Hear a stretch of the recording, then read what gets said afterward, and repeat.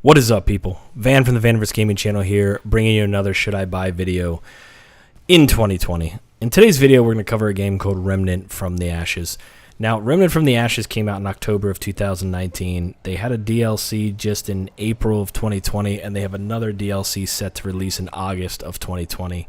And I got into this game with a buddy of mine to play it co-op, and this is the first game I've played in a long time where I just couldn't stop playing it. And I hope this video will help you see if this is a game that you're going to love as much as I did. And I want to get into the pros and cons of this game and what I liked about it. Now, if you do watch this video and you do choose to want to play it, I'm also going to have a series, a new player's guide. It's going to be about 3 videos long. It's very in-depth, but it should give you everything you really need to know about this game so that when you do get started, if you watch those 3 videos, you should be pretty much have a leg up on the game and how it works and a head start. So with all that being said, let's talk about Remnant from the Ashes. So what is Remnant from the Ashes? Remnant from the Ashes to me is a combination between a Dark Souls game and like a Diablo game. Now, it's actually referenced as Gun Souls, which basically it plays a lot like Dark Souls. The things that make it very similar to Dark Souls are the boss fights. You know, there's even fog doors in this game where you enter a boss fight, and each boss is difficult and has its own challenge, and you get different boss weapons, etc. It's very dark, like the Dark Souls, just in the game itself. You even have these dragon hearts, which operate just like Estus flasks do from Dark Souls. And in addition, the game is just difficult, and so that's why a lot of people are relating it to the whole Dark Souls, Gun Souls, since your main weapons in this game are a long gun and a short gun. Now, you do have melee weapon in this game, but it's kind of like your tertiary weapon, and you can't really melee until you get specific gear, but once you get specific stuff, you actually can melee 90% of the game and not have to use your weapons. But since guns are what the game was designed around, there are some fights in this game you just absolutely can't do with melee. So that's why people reference it as Gun Souls or Dark Souls, and they refer to it as that. Now, how it relates to Diablo is this game is a very short game. There are actually 3 modes in this game. There's a campaign mode, there's an adventure mode, and there's a survival mode. This game is meant for you to replay it over and over again, similar to like a Diablo is. You basically play through the campaign. The campaign will probably take you anywhere from 9 or 15 hours. It just depends on how fast you go and how thorough you are. But you can clear through the campaign in probably 10 hours. If you clear through the campaign in 10 hours, then from that point, you have a choice to re-roll the campaign a second time and play through the campaign again, or to start doing adventure mode, which the campaign takes you through all 4 areas. There are 4 areas. There's Earth, there's Ram, there's Corsus, and there's Yesha. You saw Ram earlier in this video. You're seeing Corsus now. And then later in this video, you'll see a boss from Earth and then eventually Yesha. And basically, the campaign takes you to each area, and then while you go through each area, it's telling you a story progressing on what you're doing, and basically you're trying to find some guy. That's pretty much what you're doing in the campaign. You have to play the campaign twice in order to unlock 2 different things, because during the campaign, there's actually somebody you have to choose to give a heart to, and there's 2 different people that want it. So you play the campaign once, you give the heart to one person, and then you play the campaign again, and you give that item to the other person. After that, you no longer need to do the campaign. The whole game is similar to a Diablo, where you just basically play in adventure mode, and you pick which area you want to play. So say it's Earth or say it's Ram, and you re-roll that. When you re-roll it, you start from scratch, and then you play through it.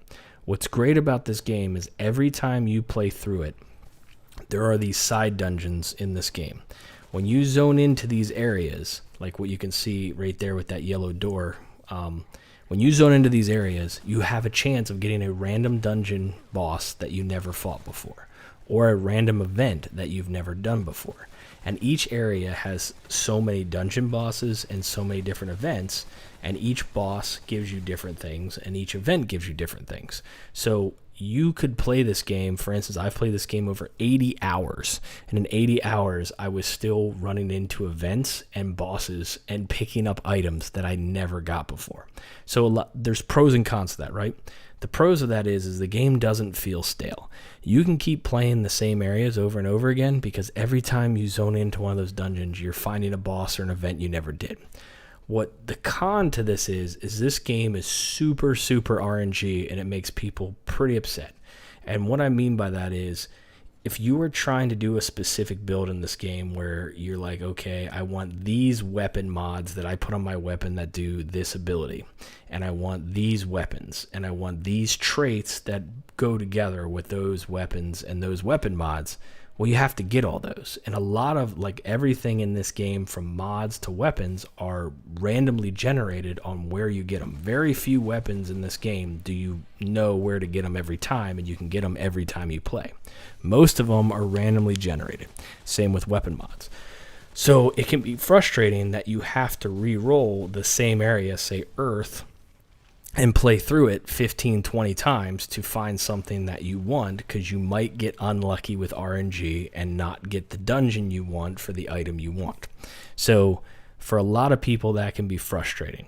For me, I didn't really see it that way because I'm a completionist and I love to get everything in the game, so I wanted to keep replaying it. And like I said, the game is fun enough that you don't feel like you're just doing the same stuff over and over again.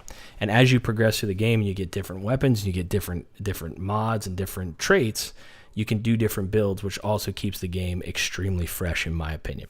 And what's cool about this game is once you beat the campaign the one time, you actually get this Orb of Undoing, which lets you constantly reset your traits that you can keep buying, so you can always try new builds throughout the rest of the game. So that is basically how the game flows. Now, I talked about campaign mode, I've talked about adventure mode, let's talk about survival mode. So survival mode was added recently, and this was really designed for the players who played the game a ton and just want to try. It's more like a roguelike version of the game. So survival mode basically is you start in this area and you have nothing. You have a pistol, and that's it. You have pistol in your underwear. That's pretty much it. And then you're given 1,000 scrap. And with that 1,000 scrap, you're allowed to buy from these different vendors. Basically, it's basically this stone, and they have different symbols on them because they sell different items. You can spend 1,000 scrap in the beginning, and then with that 1,000 scrap, you then enter into a randomly generated area. You clear through it and you fight a boss. If you get all the way through that area and you fight a boss, then you can go back to the starting area where you can buy more stuff from the vendor, but it's all timed. So as you're fighting through it, the creatures you're fighting are getting stronger, and you're getting stronger, and you're picking up everything off of the ground. So weapons, you're picking up traits, all of that is coming off of the ground as you're playing through it. So it's like every 6 minutes, the creatures get one level higher. So as long as you are killing stuff and you're leveling up just as fast, it's fine. But if you get under level where the creatures and the things you're fighting are higher than your level, you're going to run into some problems. So basically it's a roguelike where people play it and see how far they can go, how many bosses they can kill, and there's different rewards you can get for doing things in survival mode. If you can beat survival mode like 10 times, you can do 10 bosses without dying, you get a special sword. If you do 5 without dying, you get a special thing. So a lot of people who have played this game a long time, they love playing survival mode. I really enjoy it as well, so it's just another aspect to the game that's a lot of fun. So that is basically the 3 things that you play in this game. You play the campaign twice, you play adventure mode to farm the different stuff you want, and then if you're feeling real frisky, you play the survival mode version where it's just basically you start with a brand new character fresh, he's not your normal character, and you just see how far you can go in the game. That's it. Now, the other thing about this game that makes it pretty darn amazing is the co-op of this game. There are very few games where the co-op is great. This is one of the best co-op games I've ever played. The real trouble with this game for co-op is the gear score. So the level in this game really doesn't matter. This game does not have levels, it has gear score. So every time you upgrade your gear, like in a Dark Souls, then your gear score changes. So if your gear score is, say, gear score 5, and you plus 5 all of your stuff, then all of the creatures you're fighting when you zone into a zone are going to be 5. Now, the problem this comes in with co-op is if your buddy is level 1 and your gear score 5. If he joins your game, his gear score is going to stay 1 and yours is going to be 5, and he's not going to be able to kill anything. But if you join his game, I think the most you can be above a co-op partner's game is 3 levels. So say his game, he's level gear score 1 and your gear score 20. It will actually bring your gear score down to like gear score 4. So he's going to be fighting stuff three gear score levels higher, and you're going to be fighting stuff way lower than you, and you're going to be destroying it. So once you understand the gear score and how it works, and you can actually join with your buddy, this game is super, super, super fun. And you can have, I believe, up to 4 players in a match at one time. So I've duoed this. I haven't played with more than 4. But every time you add another person into your game, it gets more difficult. So that is really why I picked up the game, was for the co-op. But I also played it a lot on my own, and I just really enjoyed it. So to kind of summarize this game, if you're looking for a Dark Souls-like game with guns instead of melee, with hard boss fights and a little bit difficult, this is the game for you. If you're looking for a game that's like a Diablo, where you have to re-roll it over and over again and try and farm to get specific items and gear to get stronger, that's for you. This game is all about replaying the same content and hoping that you get a different procedurally generated map so you can get new shit and new stuff that you didn't have before. So hopefully this video was helpful and you guys liked this video. If you have any comments or questions, leave it below. And also don't forget to sub and like to this channel for the videos that are going to be coming out as a new player's guide. So I really hope you liked this video. This is Van from the Vanverse Gaming channel. Thanks for watching. Cheers and peace out.